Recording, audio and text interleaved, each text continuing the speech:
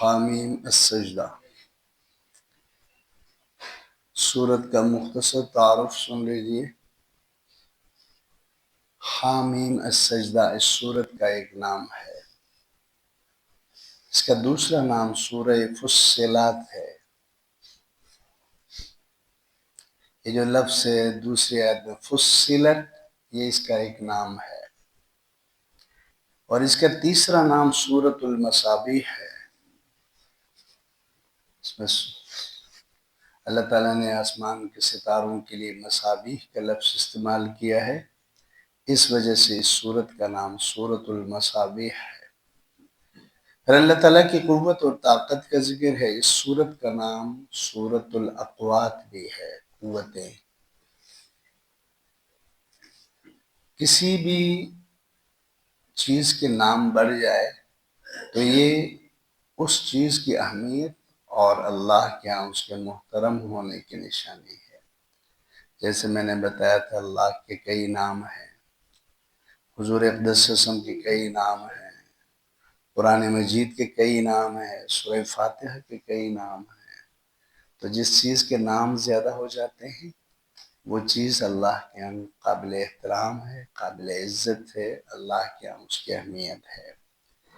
تو یہ اس کے نام کے بارے میں، یہ سورت مکی سورت ہے۔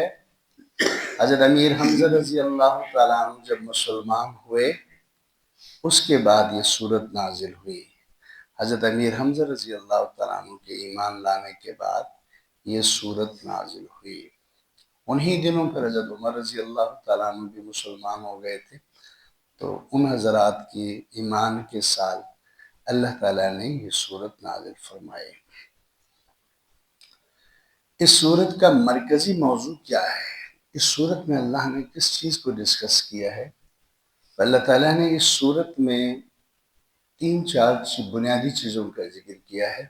ایک، اللہ تعالیٰ نے قرآن مجید کی حقانیت کو، قرآن مجید کے اپنے کلام ہونے کو بیان فرمایا۔ مشرکین مکہ کے باطل عقائد اور ان کے اعتراضات کا اللہ نے جواب دیا ہے۔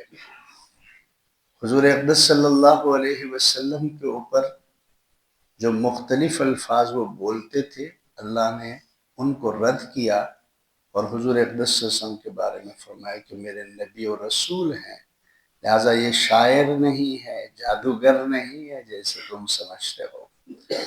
اور اس کے علاوہ بھی بہت سارے خوبصورت اللہ کی قدرت کے دلائل اس کے اندر ذکر ہوئے ہیں۔ اور اس سورت کے اندر مشرکین مکہ کو آخر میں بتایا گیا کہ ایک دن ایسا آنے والا ہے جو تمہارے منہ کو میں بند کروں گا، اور تمہارے جسم کے اعضاء اور تمہاری کھال میرے سامنے گواہی دیں گے جو تم لوگوں نے کیا ہے۔ اس کا ذکر بھی اس سورت میں سیکنڈ لاسٹ رکوع میں اللہ نے کیا ہے۔ تو مختلف جو نا قدرت کے دلائل کے ساتھ ساتھ کچھ سابقہ قوموں کی ہلاکتوں کا مختصر ذکر کر کے حضور اقدس صلی اللہ علیہ وسلم اور صحابہ کرام کو اللہ نے تسلی دی ہے اس بات کے لیے کہ پہلے نبیوں پر بھی اور ان کے ماننے والوں پر بھی لوگوں نے بڑی ظلم اور زیادتی کرتے رہے ہیں، لہٰذا جو نا بھائی تم لوگ صبر کرو، ان کے دن گنے جا چکے ہیں، ان کے ساتھ میں سلوک کرنے والا ہوں۔ تو اس کا ذکر اللہ تعالیٰ نے اس صورت میں کی ہے۔ اور اس صورت کے نزول کا ایک خاص واقعہ بھی ہے، شان نزول۔ صورت کے شان نزول سے صورت کے مزاج کا پتہ چلتا ہے۔ شان نزول یعنی صورت کس واقعے پر اللہ تعالیٰ نے نازل کی۔ نبی کریم صلی اللہ علیہ وسلم کی دعوت کے 6 سال گزر چکے تھے، اور ہر گلی میں، ہر کوچے میں نبی کریم صلی اللہ علیہ وسلم لوگوں کو دعوت دے رہے تھے، اور ان کی طرف سے ظلم اور زیادتی بھی بڑھتے جا رہے تھے۔ ان دنوں مشرکین مکہ نے ایک میٹنگ کی ہے، اور انہوں نے کہا کہ بھئی ہم آخری بار محمد کو سمجھانے کی کوشش کرتے ہیں، لیکن ہم میں سے کوئی ایک بندہ بھی اس کے سامنے بیٹھنے کی حیثیت ہی نہیں رکھتا۔ یہ بہت خوبصورت کلام کرتے ہیں، گفتگو کرتے ہیں، لاجواب ہو جاتے ہیں۔ یہ اتنے خوبصورت شخصیت ہے کہ سامنے جا کے ہمارے تو منہ بند ہو جاتے ہیں ان کے سامنے بول دو۔ تو انہوں نے میٹنگ کر کے عتبہ بن ربیعہ جو مشرکین مکہ کا بڑا سردار تھا، وہ بڑا وجیح آدمی تھا، لمبے قد کے، بڑا مطلب خوبصورت گفتگو کرنے والا، مشہور تھا وہ فصاحت میں، بلاغت میں، بات کرنے میں۔ عتبہ بن ربیعہ مشہور تھا، بدر میں مارا گیا، بدر میں مارا گیا یہ بات۔ عتبہ بن ربیعہ کو انہوں نے اپنے لیڈر بنا کر جو نا ان کو کہا کہ آپ فیصلہ کن گفتگو کریں، ان کے سامنے جا کر اس کو خاموش کر کے آئیں، بس کسی طریقے سے اس کو خاموش کر کے آپ ہمارے پاس واپس آئیں۔ تو جو نا وہ بھی بڑے ڈینگے مارتے ہوئے نبی کریم صلی اللہ علیہ وسلم اس وقت جو نا حجر اسود کے سامنے دعا میں مشغول تھے یا کوئی نماز پڑھ رہے تھے۔ حضور صلی اللہ علیہ وسلم کے پاس جا کے بیٹھ گیا۔ جب نبی کریم صلی اللہ علیہ وسلم اس کی طرف متوجہ ہوئے تو اس نے کچھ سوالات کیے۔ ان سوال کا مقصد یہ تھا کہ بھئی کہ محمد بول پڑے اور میں پھر مجھے بات کرنے کا موقع ملے۔ انہوں نے پہلا سوال یہ کہ آپ اچھے ہیں کہ آپ کے باپ عبداللہ اچھے ہیں؟ مطلب کہ اگر یہ کہ میں اچھا ہوں تو یہ باپ پر اعتراض ہوتا ہے، اگر باپ اچھا ہے تو اس کے دین تو ہمارا دین تھا جو ہمارے پاس ہے۔ اس کے بعد آپ سسم خاموش ہوئے۔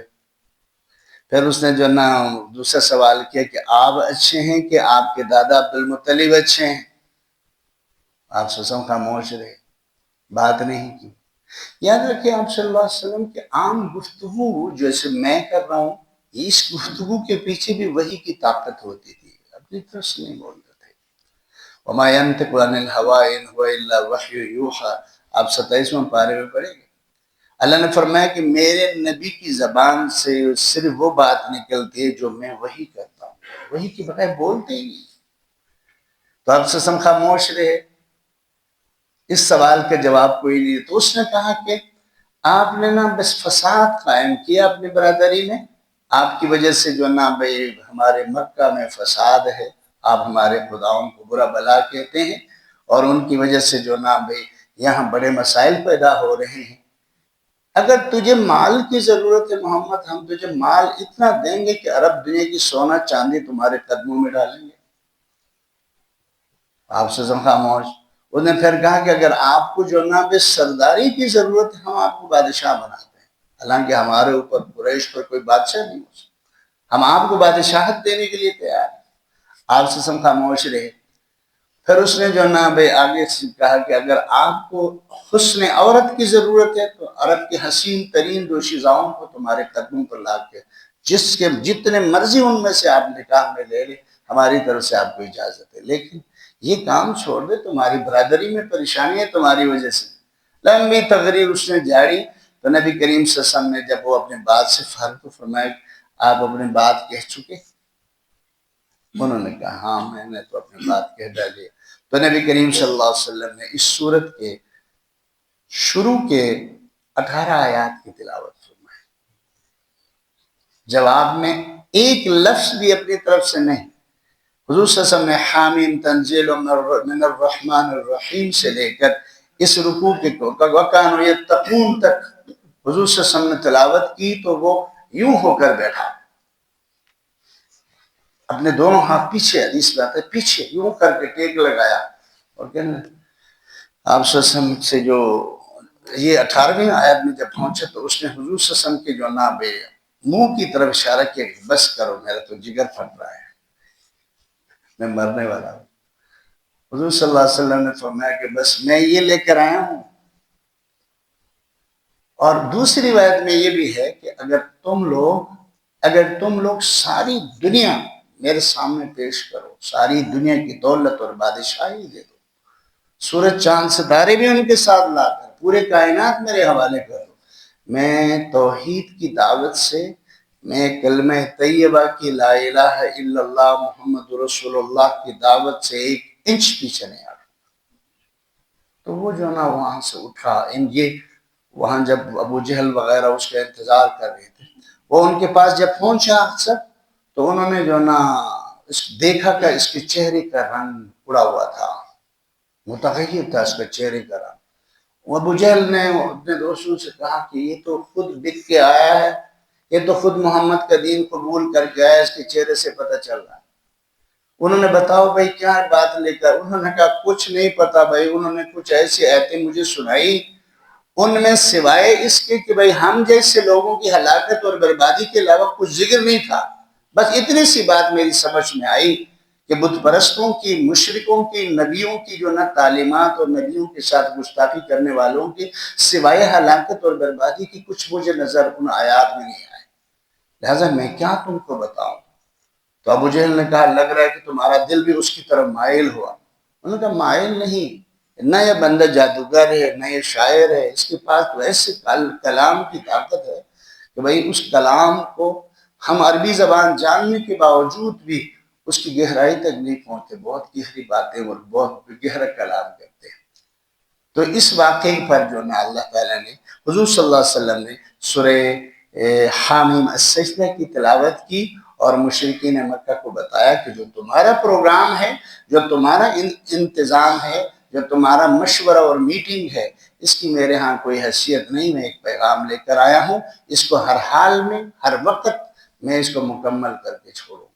اور پکی بات ہے، ایسے ہی ہوا۔ نبی کریم صلی اللہ علیہ وسلم 13 سال تک مکہ میں دین کی دعوت دیتے رہے اور ان لوگوں کی بدماشیاں، سازشیں بڑھتی گئی، پھر اللہ تعالیٰ نے اپنے نبی کو مکہ سے اٹھا کر مدینہ میں پہنچایا، حکومت مسلمانوں کی قائم ہوئی، پھر مشرکین مکہ کی پٹائی کا اللہ نے انتظام مسلمانوں کے ہاتھوں سے کروایا، اور ایسے کروایا کہ ان سب سے پہلے ان کے بڑے لیڈروں کو اللہ نے مروایا۔ میں آپ کو بتا رہا تھا بدر کی لڑائی میں لیڈر مارے گئے تھے، عام لوگ نہیں مارا گیا، عام مشرکین نہیں مارے، بڑے بڑے چوٹی کے جو ان کے بدماش تھے، اللہ تعالیٰ نے ان کو جو نا صحابہ کے ہاتھوں کٹوایا، اور اس کے بعد الحمدللہ دین کے راستے کھلتے گئے۔ 11 ہجری کو جب آپ سے دنیا سے جا رہے تھے، عرب دنیا کے بہت بڑے رقبے پر 100% اللہ کا دین نافذ ہو گیا تھا۔ اللہ تعالیٰ ہمیں اس کی سمجھ دے۔ اس کے آیات کا ترجمہ انشاءاللہ کل سے کریں گے۔ اللہ تعالیٰ ہمیں سمجھ عطا فرمائے۔ وآخر دعوانا الحمدللہ رب العالمین۔ سبحانک اللہم وبحمدک نشہد ان لا الہ الا انت نستغفرک ونتوب الیک، وصلی اللہ تعالی علی نبینا محمد وعلی آلہ وصحبہ اجمعین برحمتک۔